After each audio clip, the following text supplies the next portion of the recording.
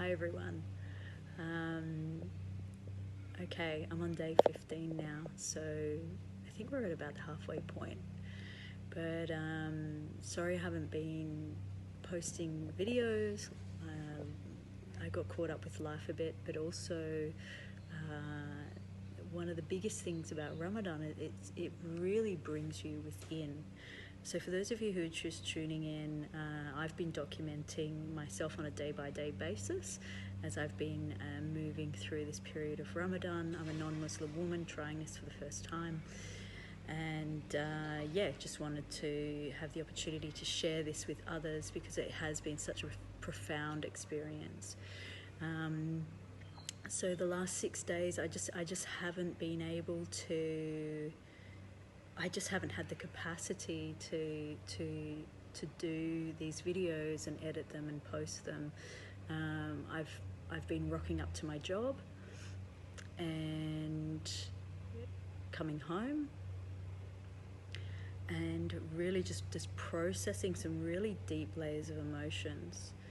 And what I've learned from it as well, it's got me thinking about, when we pull ourselves out of society to go on retreat, and sometimes it's so needed to do that, right? We just need a break. We need to pull ourselves out of the bubble. But what I'm realizing is that there's something really powerful about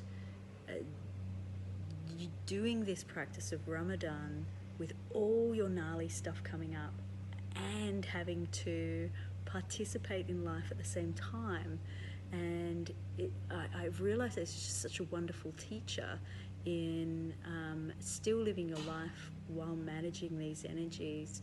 It really is like a spiritual development boot camp, and I love it. It's so painful, but well, some of the stuff that I've been going through has been really painful, and I've had so many realizations, and I've dealt with some of my own core wounds in childhood, and none of us would be here if we didn't have our own wounds to look at, and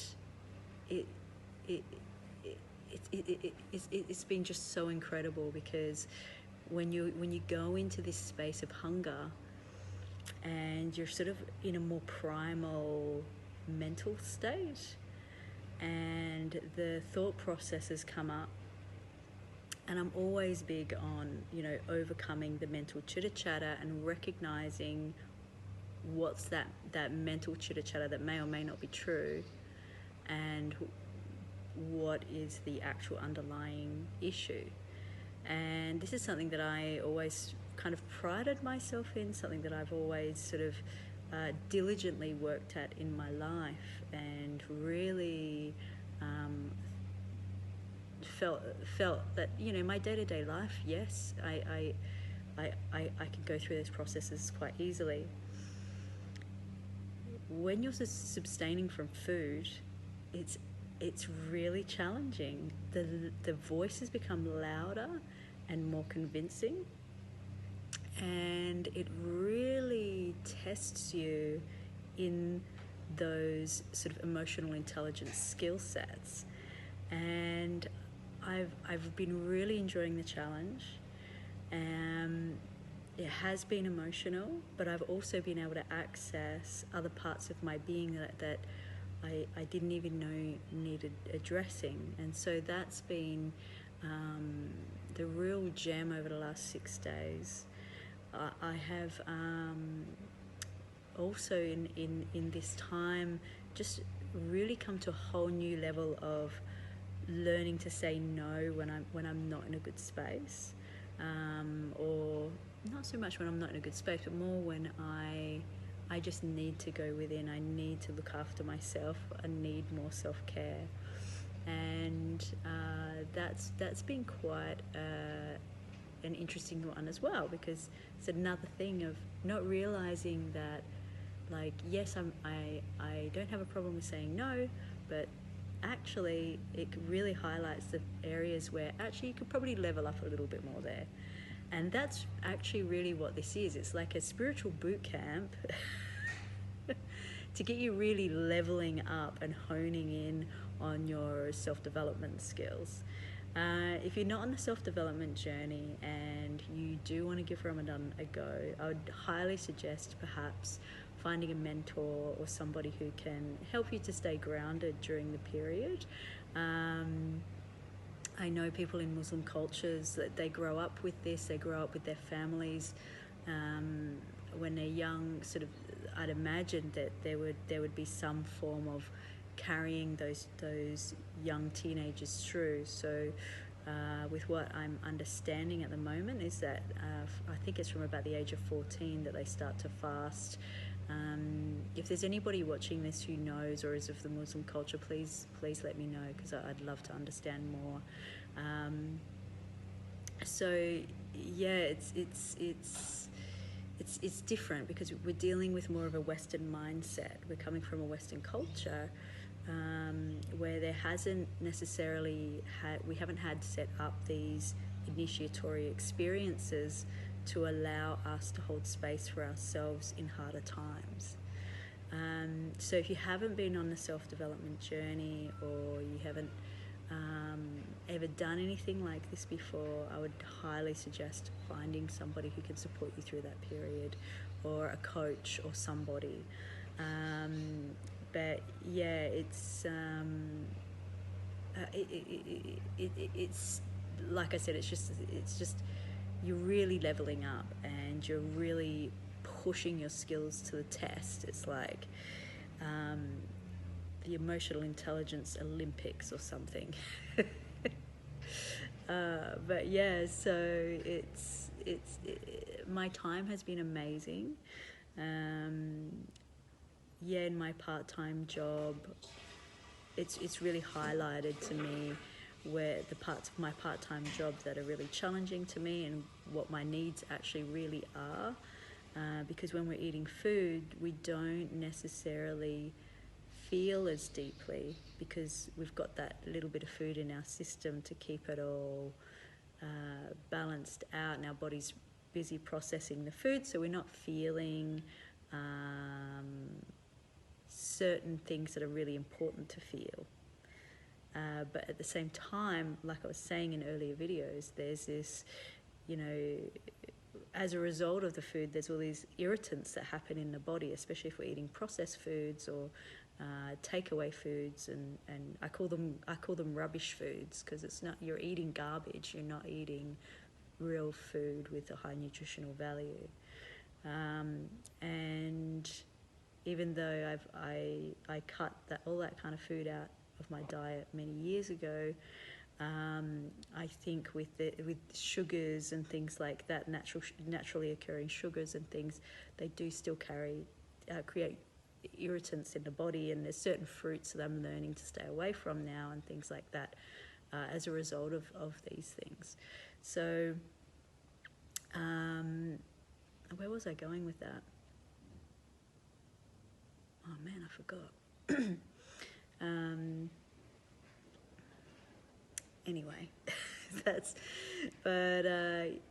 yeah, so the irritants in the body. So there are elements of that that I'm realizing that still goes on, and I wonder if that's got to do with overeating as well. Like the Buddhists talk about having 2 good meals a day rather than eating 3 meals a day. And so I'm wondering if I can just have my 2 meals in daylight hours, if that would be a great transition coming out of Ramadan, and I would stick to that. There are people who work in the longevity sector who talk about skipping meals and fasting and things for your longevity, and then having high nutrient dense meals when you are eating, and high protein and all of that. So I might see if I can get on a call with some friends of mine who run a longevity lab here in Perth, and see what they have to say, and maybe they'd be open to a recording, and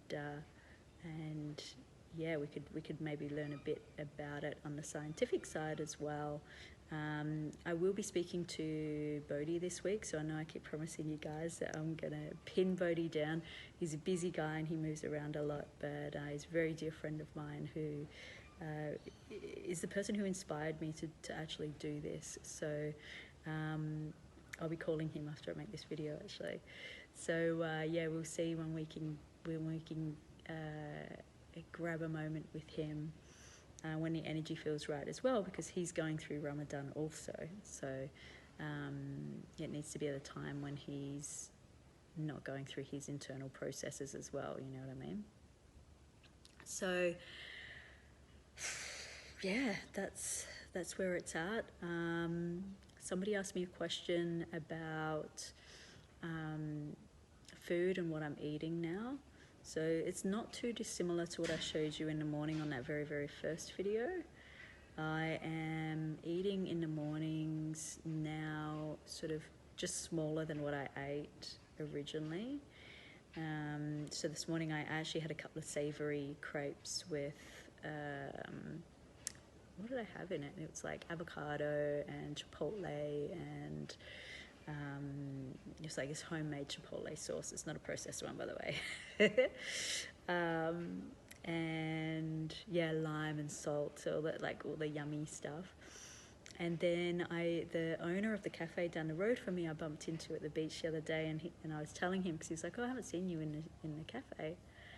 And turns out they open at 5:30 in the morning before the sun rises. So I actually got to get down there this morning. So it was my first coffee shop experience. I had a decaf flat white and a little, I think it was like a food ball thing with my dear friend Sada. And yeah, it was so lovely to just catch up with a girlfriend and have a cuppa, and it was just like, yeah, it was almost like this little break from Ramadan for a few moments, which I just thought was really awesome too. So yeah, I'm sort of finding these really weird and wonderful ways to enjoy this space more, where I can still have a little bit of a social life, but also just continue to go through this incredible process. You know, with the pain has come so much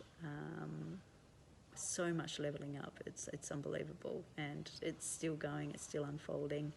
I am reaching new depths of hunger in my body, but those depths of hunger don't last for as long. I went through a period earlier this week where I was feeling really quite hungry, sometimes all day, but that's starting to taper off now. My energy levels are starting to balance out now.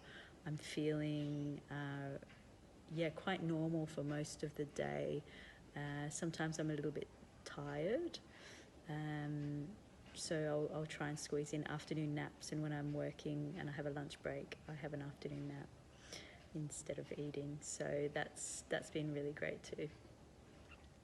Anyway, guys, I think this is like my longest video ever, so I will stop talking now. And yeah, if you have any questions, please ask in the comments below. If there's anything that you really want to know about, yeah, I want to hear about it. I'm curious to see what other people are curious about in this journey. Also, please like and subscribe to this channel. I think I'm going to continue with this channel, perhaps with more things around an inner discovery of oneself, while sort of bridging the gap between things that we perceive as separate from us in terms of religion and spirituality and yeah, just how we go in our day-to-day lives, I guess. Or maybe this will just turn into something that's just about Ramadan, and we do this each year, and we bring in more people and really get into the nooks and crannies of the healing gifts that come from this. Somebody said to me the other day that Ramadan is like the Christians, what was it, Christmas time. And it does kind of feel like Christmas right now, in a sense of the gifts that come from this, the gift of presence, not presence, actual presence of being the actual presence of being here right now in this moment. The gifts of gratitude, the gift of seeing, the gift of having a break from the irritants that food can bring to access the deeper parts of our emotional being.